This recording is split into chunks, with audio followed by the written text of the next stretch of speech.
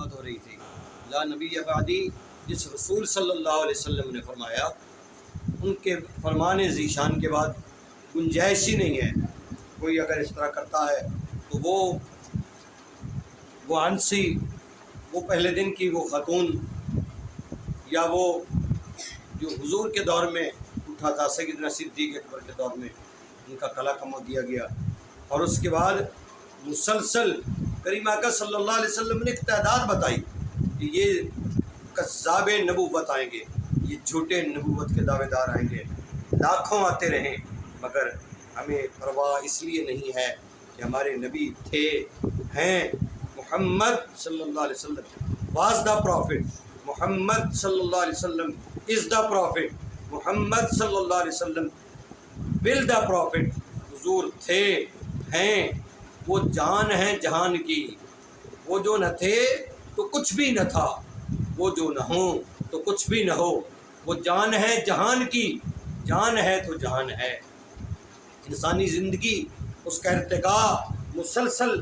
ہوتا رہا، ارتقائی مراحل سے گزرتا رہا انسان، مگر جب اس ظہور قدس کا وقت آیا، اور وہ ظہور قدس آیا کیسے، وہ کیا سما تھا، وہ کیا لمحات تھے قدسیوں کے جرمٹ میں، وہ قدسی اعظم آیا۔ جب قدسیوں کے جرمٹ میں وہ قدسی اعظم آیا، ہر جگہ گل مچا کہ نبی یہ عالم آیا۔ وہ نبی کہ جو ماؤں کے پیٹ میں پہلی رات کے جو بچے ہوتے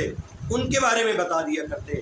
ان نبی کو، اس نبی کی ذات کو چھوڑ کر کسی اور نبی کا سوچنا، کسی جھوٹے نبی کا سننا گوارا نہیں ہے، اس لیے کہ خون دل دے کے نکھاریں گے رخ برگ گلاب، ہم نے گلشن کے تحفظ کی قسم کھائی ہے۔ قادیانیوں کو بتا دینا چاہتے ہیں، مرزائیوں کو بتا دینا چاہتے ہیں، تم اس کھیل کو جس اینگل سے بھی کھیلنا شروع کرو گے، ہم تمہارے گھروں تک نہیں، تمہاری قبروں تک تمہارا پیچھا کریں گے۔ تمہیں یاد ہے کہ نہیں یاد ہے کہ تمہیں اس وقت کے دنیا اسلام کے سب سے عظیم انسان، عظیم محقق، عظیم مجدد، عظیم اسکالر، اور جن کی پوری فیملی اللہ کے فضل و کرم سے PhD ہے، انہوں نے 34 سال پہلے تمہارے اس باپ کو لندن کی ان ایوانوں میں جا کر چیلنج کیا تھا کہ میں 11 ربیع الاول کی شام کو پوری رات مینار پاکستان میں تمہارا انتظار کروں گا، اور وہ تو نہ آیا، وہ کھپ گیا، مر گیا مردود، مگر اس کا ایک فائدہ ضرور ہوا، اللہ کے نبی کو چاہنے والوں کا، اللہ کے نبی کے ماننے والوں کا فائدہ یہ ہوا کہ عالمی میلاد کانفرنس کا انعقاد 34 سال سے مسلسل ہو رہا ہے۔ اس لیے عظمت مصطفیٰ اور تحفظ ناموس رسالت مآب صلی اللہ علیہ وسلم ہمیں اپنی جان سے، اپنی اولاد سے، اپنے پیاروں سے، پیاروں سے پیاروں سے سب سے زیادہ عزیز ہے، اور انشاءاللہ وہ آستانہ اعظم ہے۔ پیران الزام جتنے دنیا میں، وہ داتا علی حجویری ہوں، وہ خواجہ معین الدین چشتی غریب نواز ہوں، وہ حضور غوث اعظم ہو، وہ آستانہ کربلا ہو، وہ آستانہ کوفہ ہو، وہ مولا علی کا آستانہ ہو، جتنے آستانے ہیں ان سب کا بڑا آستانہ وہ آستانہ ہے۔ الہی تاب ابد آستان یار رہے، یہ آسرا ہے غریبوں کا برقرار رہے۔ ختم نبوت پر پہرا دینے کے لیے حکمرانوں کو بتا دینا چاہتے ہیں، تم جو چیز کر لو، تم کتوں کی طرح پارلیمنٹ میں لڑو، تم ہڈیوں پر جھپٹتے رہو ایک دوسرے کے لیے، پورے ملک کو لوٹ کے کھاتے رہو اور عوام کا خون چوستے رہو، ہم شاید برداشت کر جائیں، مگر تمہارے ان چھوڑے ہوئے شوشوں کو اور ان شوشیوں کو ہم کبھی برداشت نہیں کریں گے، تمہارے گریبانوں تک پہنچیں گے اگر تم نے ان کا گلا کما نہ کیا۔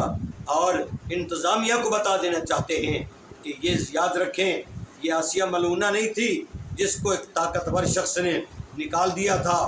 یہ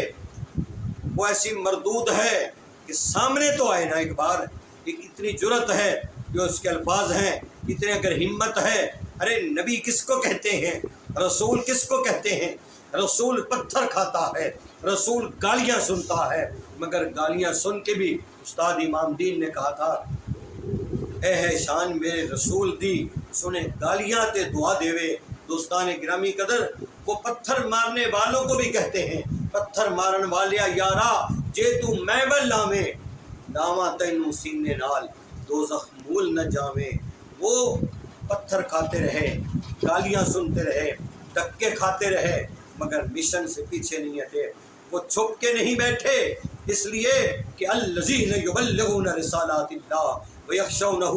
ولا یخشون احدا الا اللہ، جو اللہ کے پیغام کی رسائی چاہتے ہیں، اللہ کی پیغام بری چاہتے ہیں، وہ اللہ کے پیغام کو جو عام کرنے والی ہستیاں ہوتی ہیں وہ صرف اللہ سے ڈرتی ہیں۔ زمانہ ان سے ڈرتا ہے مگر وہ کسی سے نہیں ڈرتے۔ ارے وہ تو وہ ان کے غلاموں کا یہ عالم ہے کہ ان کو مارنے کے لیے، عمر فاروق کو قتل کرنے کے لیے یہودی آتا ہے، مگر جب درخت کے نیچے سویا دیکھتا ہے شیر دھاڑتا ہوا اس پر حملہ کرتا ہے، کپ کپاتے ہاتھوں سے تلوار گر جاتی ہے اور وہ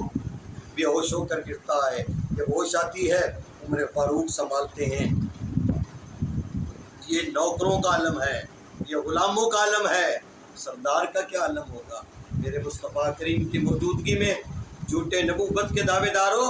یہاں بڑے بڑے آئے، یوسف کذاب جیسے آئے، نیست و نابود ہو گئے، آج نام تک نہیں ہے۔ اور یہ دنیا کی یہودیت مرزائیت کو بے شک ابھارتی رہے اور اس کو فیسیلیٹیٹ کرتی رہے، مگر یاد رکھ لیں محمد عربی کے غلام بے سر و سامانی کے عالم میں ہر حال میں اپنے نبی کے ناموس کی تحفظ کے لیے اپنی جان تک قربان کرنے کے لیے تیار ہے۔ اللہ کریم ہمیں غیرت عطا فرمائے، ہمیں عزت سے زندگی گزارنے کی توفیق عطا فرمائے۔